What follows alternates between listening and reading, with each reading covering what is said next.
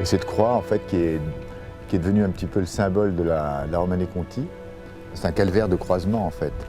Elle n'était pas rattachée à la Romanée Conti, mais elle est devenue un peu le symbole. Et elle est tombée il y a combien, 2 ou 3 ans. Elle a été accrochée par un tracteur et elle est tombée. Et c'est incroyable, le paysage paraissait totalement changé. On ne reconnaissait plus, on ne savait plus où on était. Cette croix a été établie, vous voyez, ça a été fait en 1804, et nous on a rajouté ça en juillet 2000.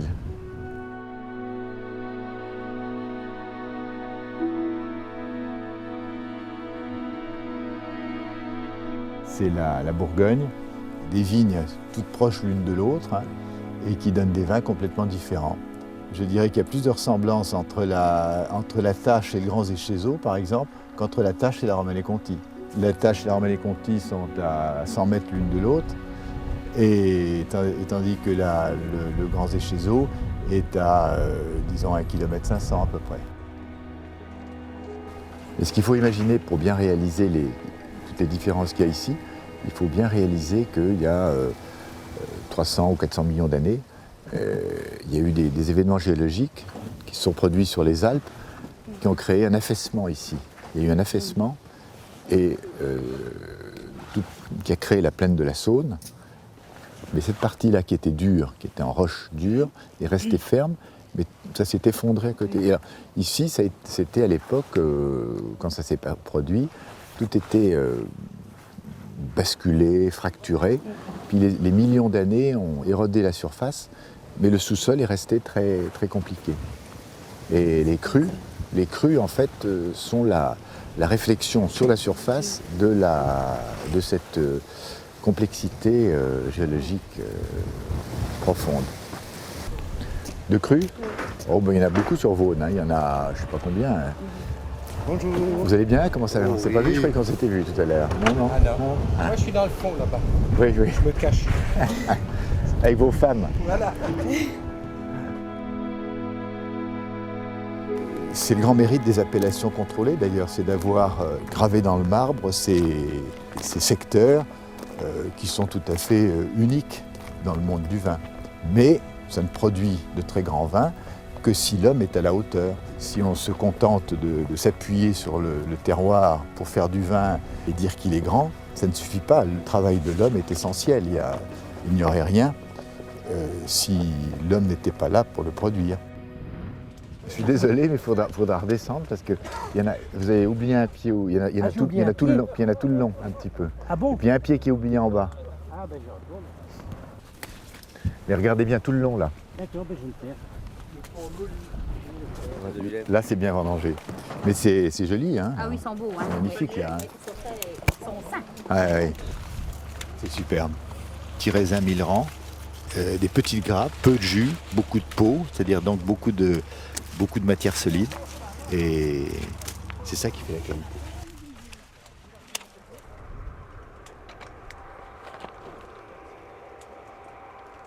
Ah bon, il faut le ramasser. Non mais je vais le ramasser. Non. Nous faisons au domaine que des grands crus et chaque année, la Romanée Conti sort avec ses qualités par rapport aux autres qui sont toujours les mêmes qualités, un peu de finesse, d'élégance. Et donc ça, c'est entièrement lié au terroir. Mais il est évident que cette qualité-là ne ressortirait pas s'il n'y avait pas tout le travail sur l'équilibre du sol, sur la qualité du matériel végétal, sur la maîtrise des rendements, sur la maîtrise des vinifications, sur l'élevage, etc. Tout ça est primordial pour que la grande qualité ressorte.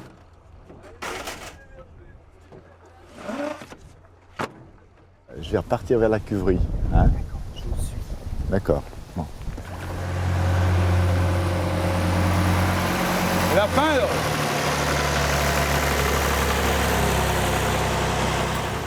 2, 3, 4, 5, 6, 7.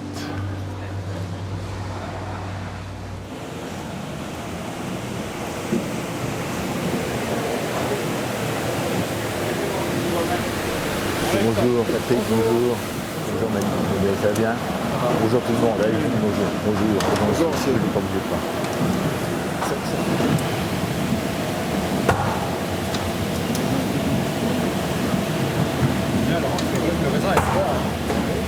Ah oui, ah bah oui. Il a bonne température. Oui, oui.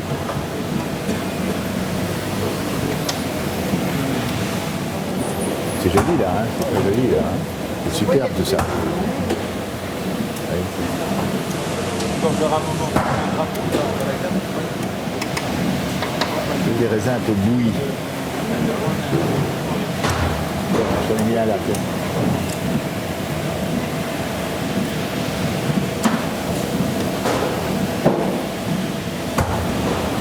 On a bien fait de m'en manger. Oui.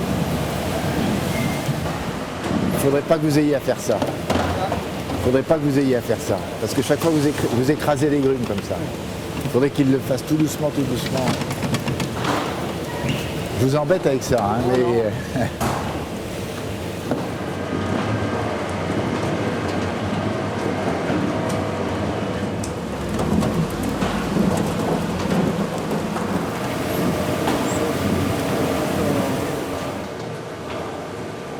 On utilise le bois, alors c'est pas pour le folklore, hein, c'est parce que c'est un matériau chaud, ça va allonger notre durée de cuvaison. Voilà. Il y a moins de déperdition, c'est l'avantage. Mais il est certain que ça demande beaucoup d'entretien, le bois. Il faut l'abreuver au moins 2 semaines avant la récolte. Et ce qu'on fait, c'est, comme vous avez pu le voir déjà, c'est-à-dire qu'on va les flamber juste avant de les remplir.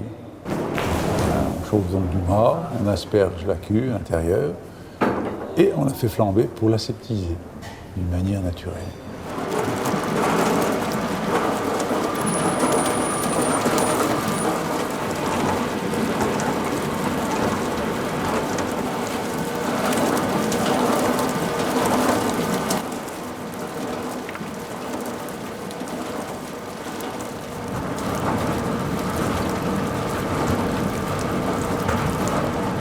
Cette année, je pense qu'on va très très peu érafler parce que ça a l'air, la maturité phénolique est bonne, les pépins ont l'air mûrs, les rafles ont l'air assez mûrs, donc on va très très peu érafler. Mais d'autres années, on va érafler beaucoup plus. Et si on apporte un peu de rafle, on amène une certaine complexité dans le vin. On aime bien dans un vin qui est quelque chose d'autre que du fruit. Il faut qu'il y ait une complexité, il faut que ce soit un vin, il faut que ça reste une boisson un petit peu intellectuelle, quoi, quelque chose qui fait réfléchir, qui fait travailler un petit peu les méninges, quoi. Et moi j'ai beaucoup d'exemples de millésimes qui ont été un petit peu sévères au départ, parce qu'ils n'ont pas été éraflés, mais qui, 20 ans après, 25 ans, 30 ans après, se tiennent encore très très bien. On ne recherche pas spécialement un vieillissement prolongé, hein, mais c'est le style des grands vins de Vaune, hein, c'est d'avoir un potentiel de vieillissement. Vous allez pouvoir casser la croûte, hein, les gars. Hein. Vous allez manger, on va simplement mettre ça en place et puis c'est bon.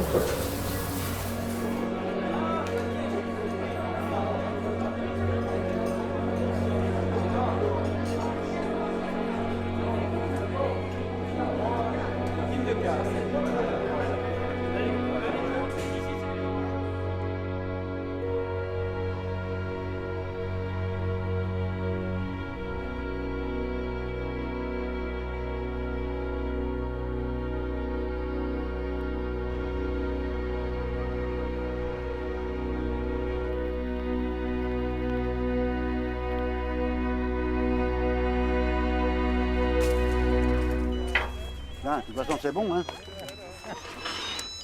On arrête, hein. Oui.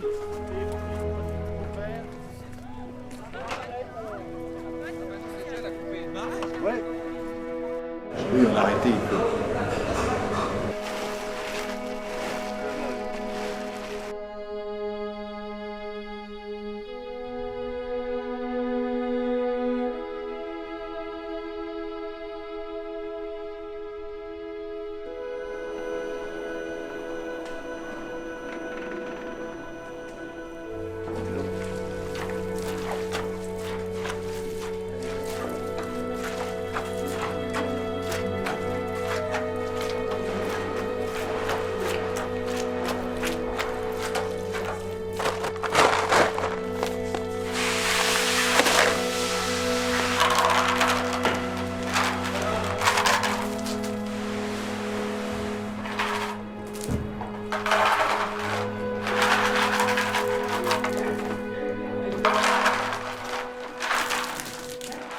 refroidit simplement les raisins à l'arrivée de la vendange s'il y a lieu, s'il y a besoin.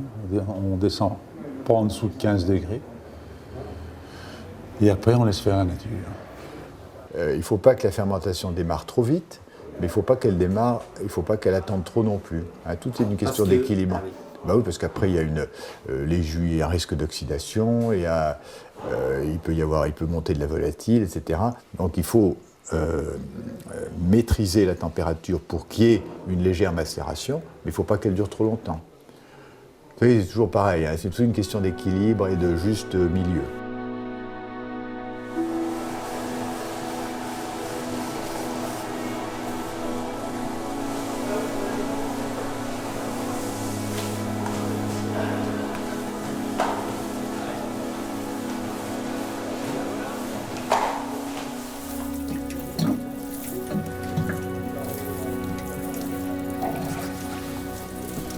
Voilà, je viens dessus de mettre un peu de soufre, des SO2 sur la cuve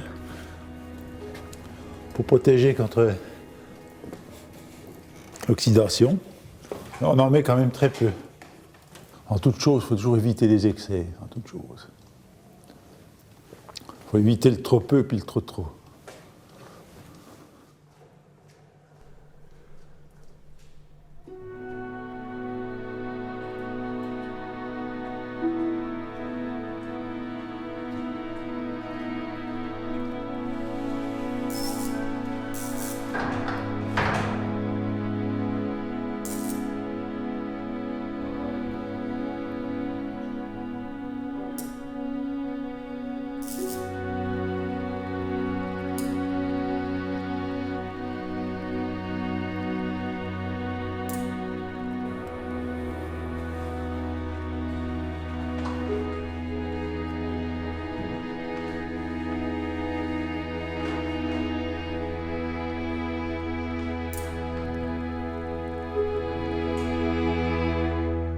Oui, vous voyez, la densité là, est en train de se transformer en alcool. Là.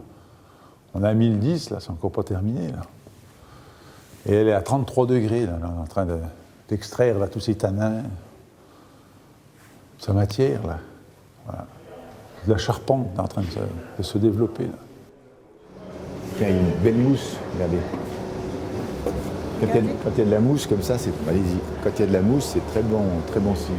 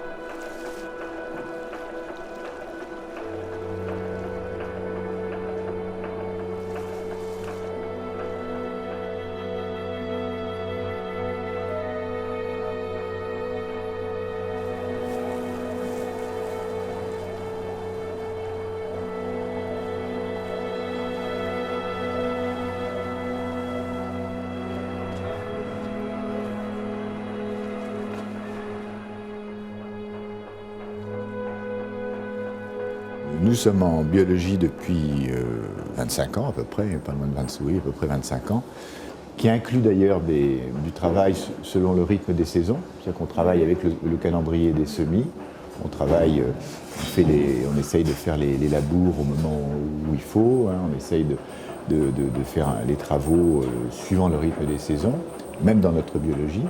Et finalement, la différence entre notre biologie et la biodynamie, c'est les préparations et les tisanes. Donc là, on a une pièce de tâche en biologique et il y en a une en biodynamie. Voilà. Je ne sais pas, on fait ça à l'aveugle. Voilà. On va voir ce que ça donne. C'est vinifié séparément. Voilà. Notre homme de la biodynamie, c'est lui qui fait la Romanée Conti et qui, évidemment, la soigne tout spécialement. Mais on considère qu'on est à un stade où on a notre propre philosophie à nous, qui n'est ni la biologie, ni la biodynamie, qui n'a pas de nom, mais qui est notre philosophie, et à laquelle on prend ce qui nous intéresse. On fait les deux là, Daniel ? Donc c'est du jus de Romanée Conti, c'est ça? Voilà, jus de Romanée Conti. Voilà. Du mou. Du mou de Romanée Conti. Voilà.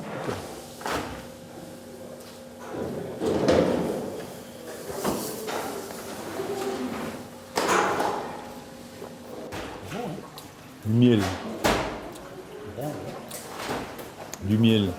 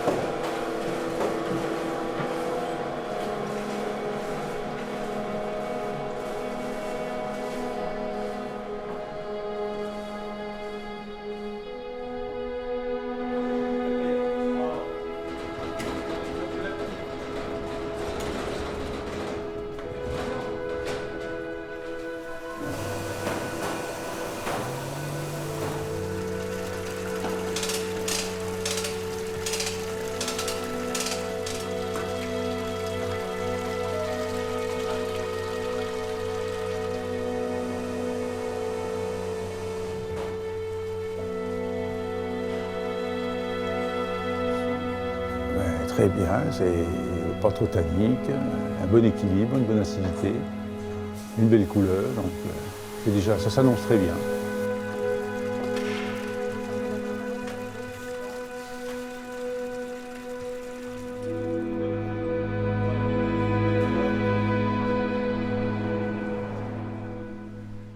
Maintenant, on va le mettre en barrique pour faire sa deuxième fermentation malolactique.